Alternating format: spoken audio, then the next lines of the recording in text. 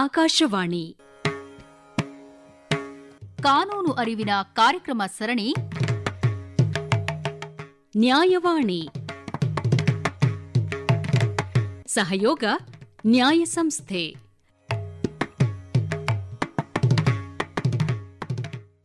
ನ್ಯಾಯವಾಣಿ ಕಾರ್ಯಕ್ರಮದ ನಮ್ಮ ಆತ್ಮೀಯ ಶ್ರೋತೃಗಳಿಗೆ ಕಾರ್ಯಕ್ರಮಕ್ಕೆ ಸ್ವಾಗತ. ನಮ್ಮ ಜೊತೆಗಿದ್ದಾರೆ ಶಿರೀಷ ಬಿ ರೆಡ್ಡಿ ಅವರು.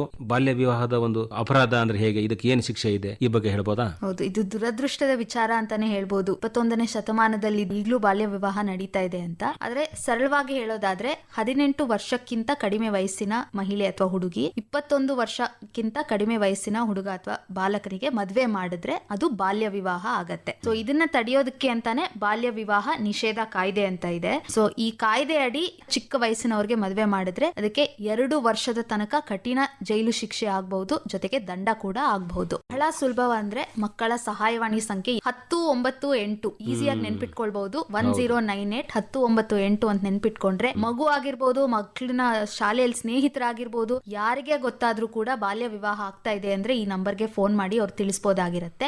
ಇಲ್ಲ ಅಂತಂದ್ರೆ ಹತ್ತಿರದ ಪೊಲೀಸ್ ಸ್ಟೇಷನ್ ಎಲ್ಲಿ ಹತ್ತಿರ ಇದೆ, ಆದ್ರೆ ಈ ಮದುವೆಯನ್ನ ಕಡ್ಡಾಯವಾಗಿ ನಿಲ್ಲಿಸಲೇಬೇಕು. ಈಗ ಒಂದು ಪ್ರಶ್ನೆ, ಈ ಕೆಲವೊಬ್ರಿಗೆ ಗೊತ್ತಿರಲ್ಲ, ಇನ್ನೊಬ್ಬರು ವಯಸ್ಸು ಇವ್ರಿಗೆ ಗೊತ್ತಿರಲ್ಲ. ಯಾರೋ ವ್ಯಕ್ತಿ ಅವನಿಗೆ ಸಂಶಯ ಬರುತ್ತೆ, ಬಾಲ್ಯ ವಿವಾಹ ಆಗ್ತಾ ಇರ್ಬೋದು, ಏನೋ ಕಾಣಿಸುತ್ತೆ, ಇದು ಯಾಕೋ ಸೂಚನೆ ಅನಿಸ್ತಾ ಇದೆ ಅಂತ ಅನಿಸಿ ಅವನು ಏನಾರ ದೂರ ಕೊಡ್ಬೋದಾ? ಖಂಡಿತವಾಗ್ಲು ಸಂದೇಹ ಇದೆ ಅಂತ ಆದ್ರೆ ಖಂಡಿತವಾಗ್ಲು ಕೊಡ್ಬೋದು. ಯಾಕಂದ್ರೆ ಉದಾಹರಣೆಗೆ ಹೇಳ್ತೀವಿ, ಕೆಲವೊಮ್ಮೆ ಸಂದೇಹ ಇರುತ್ತೆ ಅಥವಾ ಗೊತ್ತಿರುತ್ತೆ, ಬಟ್ ಈ ರೀತಿ ಮದ್ವೆ ನಡೀತಾ ಇದೆ, 18 ವರ್ಷ 21 ವರ್ಷ ಅವ್ರು ಗೊತ್ತಿಲ್ದಿರಾನು ಹೋಗಿರ್ಬೋದು. ಆದ್ರೆ ಅದ್ರ ವಿವರ ಏನೋ ಗೊತ್ತಾಗಿ ಪೊಲೀಸ್ ಅವರು ಅಲ್ಲಿ ಬಂದ್ರೆ ಮದ್ವೆ ನಡೀತಾ ಇರ್ಬೇಕಾದ್ರೆ ಬರೀ ಯಾರು ಮದ್ವೆ ಮಾಡ್ತಾ ಇರ್ತಾರೆ ಅಥವಾ ಅವ್ರ ಪೋಷಕರು ಮಾತ್ರ ಅಲ್ಲ, ಆ ಮದ್ವೆನ ನೋಡೋದಕ್ಕೆ ಯಾರು ಬಂದಿರ್ತಾರೆ, ಅಲ್ಲಿ ಅರ್ಚಕರು ಯಾರಿರ್ತಾರೆ, ಮದ್ವೆ ಅಡುಗೆ ಯಾರು ಮಾಡಿಸ್ತಾ ಇರ್ತಾರೆ, ಅವರು ಎಲ್ಲ ಇದರಲ್ಲಿ ಅಪರಾಧಿಗಳಾಗ ಅವ್ರ ಮೇಲೂ ಕೂಡ ಶಿಕ್ಷೆಯನ್ನ ವಿಧಿಸಬಹುದಂತ. ದೊಡ್ಡ ಒಂದು ಸಮೂಹದ ಮೇಲೆ ಹಳ್ಳಿಗಳಲ್ಲಿ ಜಾಸ್ತಿ ನಡೀತದೆ. ಹಂಗ್ ನಡೆದ್ರೆ ಎಲ್ಲರೂ ನೀವು ಸಪೋರ್ಟ್ ಕೊಟ್ಟಿರಿ ಅಂತಂದಂಗೆ ಆಗ್ಬಿಡುತ್ತೆ. ಹೌದು, ಎಲ್ಲರ ವಿರುದ್ಧ ಕೂಡ ದೂರದ. ಇಂತಹ ಊರಲ್ಲಿ ಇಂತಹ ಘಟನೆ ನಡೀತು ಅಂತಂದ್ರೆ ಅದು ಆ ಊರಿಗೆ ಒಂದು ಮರ್ಯಾದೆ ಪ್ರಶ್ನೆ ಅಲ್ವಾ?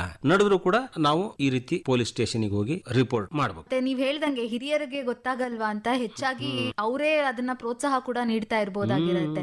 ಮತ್ತೆ ದೂರು ಕೊಟ್ಟ ಮೇಲೆ ಕೆಲವೊಮ್ಮೆ ಸಮಯಕ್ಕೆ ಯಾರು ಬರ್ದೇ ಇರ್ಬೋದು ಅಥವಾ ವಿವಾಹನ ನಿಲ್ಲಿಸದೇ ಹೋಗ್ಬೋದು. ವಿವಾಹ ಆಗೋಗಿದೆ ಅಂತ ಅಂದ್ರೂ ಕೂಡ ಇನ್ನೇನ್ ದುಃಖೆ ತೋಚ್ತಾ ಇಲ್ಲ, ಏನ್ ಮಾಡ್ಬೇಕು, ಆ ರೀತಿ ಹೆದರ್ಬೇಕಾಗಿಲ್ಲ. ಯಾಕಂದ್ರೆ ಬಾಲ್ಯ ವಿವಾಹ ನಡೆದೋಗಿದ್ರು ಕೂಡ ಅದನ್ನ ರದ್ದು ಪಡಿಸೋದಕ್ಕೆ ಮತ್ತೆ ಕ್ರಮವನ್ನ ಕೈಗೊಳ್ಬಹುದಾಗಿರುತ್ತೆ. ಈಗ ಬಾಲಕಿ 18 ವರ್ಷ ಆದ್ಮೇಲೆ ಅಲ್ಲಿಂದ 2 ವರ್ಷದ ಒಳಗಡೆ, ಗಂಡು 21 ವರ್ಷ ಆದ್ಮೇಲೆ ಅಲ್ಲಿಂದ 2 ವರ್ಷದ ಒಳಗಡೆ, ಅದ್ರ ಒಳಗಡೆ ಅವರು ನ್ಯಾಯಾಲಯದ ಮುಂದೆ ಈ ವಿವಾಹವನ್ನ ನಾವು ಬಾಲಕರಾಗಿದ್ದಾಗ ಮಾಡಿದ್ದಾರೆ, ಇದನ್ನ ರದ್ದುಪಡಿಸಿ ಅಂತ ಕೇಳಿ ಕೋರಿಕೆಯನ್ನು ಸಲ್ಲಿಸಿ ಅವರು ಮಾಡಬಹುದಾಗಿರುತ್ತೆ. ಹೌದು, ಆಗೋಗಿದ್ರೆ. ಈಗ ನಮ್ಗೆ ಅರಿವಿಗೆ ಬಂದಿದೆ, ನಮ್ಗೆ ಅವಾಗ ಗೊತ್ತಿರ್ಲಿಲ್ಲ, ಆದ್ರೆ ನಮ್ಗೆ ವಿವಾಹ ಮುಂದುವರ್ಸಕ್ಕೆ ಇಷ್ಟ ಇಲ್ಲ ಹೇಳಿದ್ರೆ ರದ್ದುಪಡಿಸೋದಕ್ಕೆ ನ್ಯಾಯಾಲಯ ಏನ್ ಮಾಡ್ತದೆ? ಅದ್ರಲ್ಲಿ ಹೆಚ್ಚಾಗಿ ಮತ್ತೆ ನಾನ್ ಕೊಟ್ಟಿದ್ದ ಎಕ್ಸಾಂಪಲ್ 18 ಆದ್ಮೇಲೆ ಮುಂಚೆನೆ ಆಗಿ ಪೋಷಕರಿಗೆ ಗೊತ್ತಾಗಿ ಈ ರೀತಿ ಮಾಡಬಾರ್ದಾಗಿತ್ತು ಅಂದ್ರೆ ಅವರು ಕೂಡ ಮೊಕದ್ದಮೆಯನ್ನು ಸಲ್ಲಿಸಬಹುದಾಗುತ್ತೆ. ಹೆಚ್ಚಾಗಿ ಇದರಲ್ಲಿ ಹುಡುಗಿ ಅಂದ್ರೆ ಬಾಲಕಿಯ ಅವಳ ಸ್ಟೇಟ್ ಏನಿರುತ್ತೆ ಅದ್ರ ಬಗ್ಗೆ ಪರಿಗಣನೆ ತಗೊಂಡು ಅವಳ ರಕ್ಷಣೆಗಾಗಿ ಅರೇಂಜ್ಮೆಂಟ್ಸ್ ಮಾಡ್ತಾರೆ. ಅಂತಂದ್ರೆ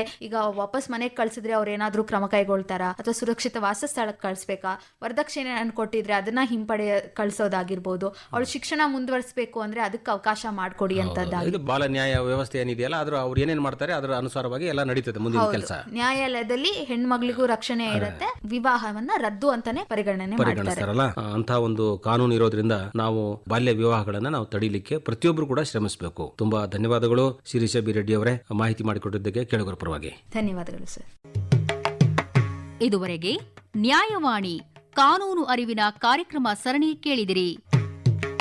ಸಹಯೋಗ ನ್ಯಾಯ ಸಂಸ್ಥೆ.